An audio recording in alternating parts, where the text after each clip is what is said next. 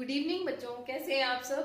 I hope आप सब लोग बहुत अच्छे हैं, घर पे एंजॉय कर रहे हैं और साथ साथ पढ़ाई भी कर रहे हैं।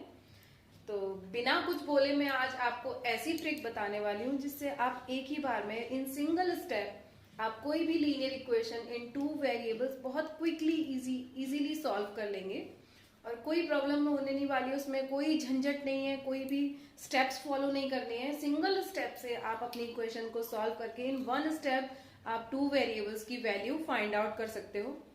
तो चलो इसको सॉल्व करते हैं और देखते हैं कितने इजीली कितने क्विकली ये इक्वेशन सॉल्व हो जाती हैं विदाउट एनी कॉम्प्लिकेशन।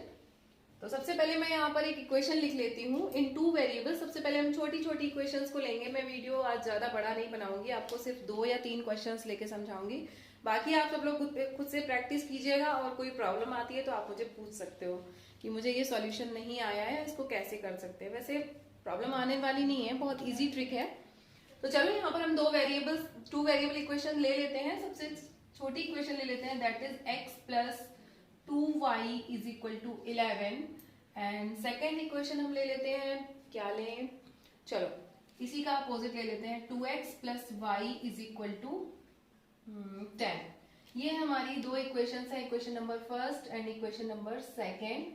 अब हमें क्या करना है, जनरली हम क्या करते हैं इन इक्वेशंस को सॉल्व करने के लिए सब्स्टिट्यूशन मेथड फॉलो करते हैं, क्रॉस मल्टीप्लिकेशंस फॉलो करते हैं, इक्वलाइजेशन करते हैं।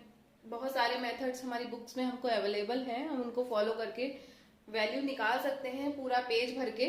बट यहाँ पर आपको पूरा पेज भरने की जरूरत नहीं है, मैं एक स्टेप में आपको बताऊंगी और आप डायरेक्टली x और y की वैल्यूज फाइंड आउट कर सकते हैं। तो सबसे पहले यहाँ पर मैं लिख देती हूँ x की वैल्यू क्या होगी, 20 minus 11 upon 4 minus 1, that is 20 minus 11 9 upon 4 minus 1 3, तो 9 अपॉन 3 दैट इज 3। तो लो आ गई हमारी x की वैल्यू, कितनी आ गई 3। एक स्टेप लगाना, एक ही स्टेप में हमारी x की वैल्यू आ गई।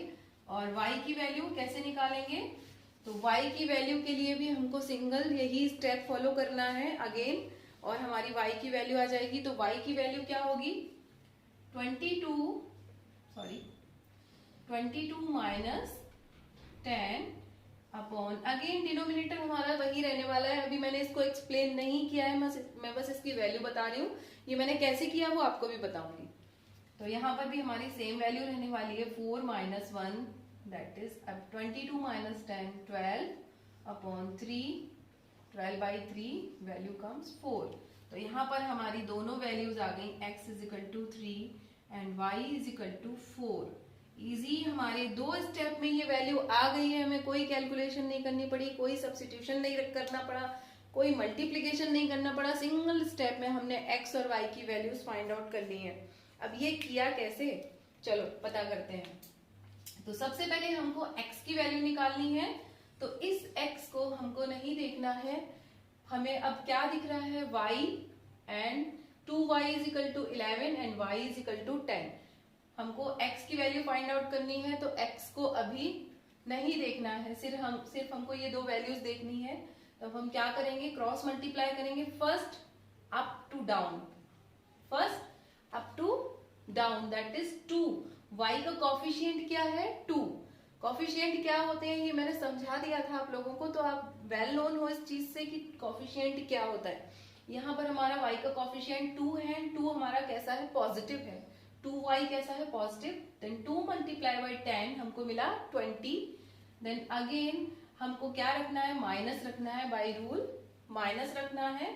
और यहाँ पर y का कॉफिशिएंट, अब y का कॉफिशिएंट अगेन क्या है, 1 इज यूनिवर्सल मल्टीप्लायर, 1 सबके साथ होता है।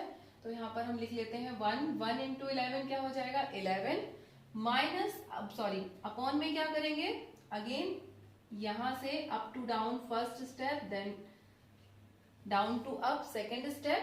अब क्या करेंगे, जब हमने x की वैल्यू की न्यूमरेटर के लिए ये फर्स्ट स्टेप फॉलो कर लिया, अब हम क्या करेंगे, अगेन इसका मल्टीप्लाई करेंगे, ये हो गया हमारा टर्म खत्म। Then 2 multiply by 2 4, again minus sign हमको यहाँ पे लगाना है, यहाँ पर भी x का कोफिशिएंट है 1, तो 1 इंटू 1 हो गया हमारा 1। सिंपल। अब इसके बाद क्या करना है आप सब लोगों को पता है, नेक्स्ट हमको जब y की वैल्यूज निकालनी है तो हम क्या करेंगे, y को हाइड कर लेंगे, y को नहीं देखना है। तो अब हमारा क्या बच जाता है, कुछ इस तरीके से। मैं यहाँ पर इसके इरेज कर देती हूँ, 2y एंड y। याद रखना है बच्चों, मैंने क्या इरेज किया है, 2y एंड y। तो अब हमने क्या करना है, इसको भी हटा देते हैं। अगेन फर्स्ट हमने किया था अप टू डाउन, और अभी हम करेंगे डाउन टू अप। इसको मल्टीप्लाई करेंगे तो 2 into 11 22, then minus sign 1 into 10 10। Again denominator हमारा सेम ही रहने वाला है, तो 22 माइनस 10 12 अपॉन 3 दैट इज 4। तो बहुत इजी था, मैं यहाँ पे लिख देती हूँ जो मैंने इरेज कर दिया था। यहाँ पर था 2y और यहाँ पर था y। सिंपल है बच्चों, दो स्टेप में कोई भी लीनियर इक्वेशन हो इन 2 वेरिएबल्स आप इजीली सॉल्व कर सकते हो इस तरीके से। तो चलो यहाँ पर हम एक दूसरा एग्जांपल भी ले लेते हैं।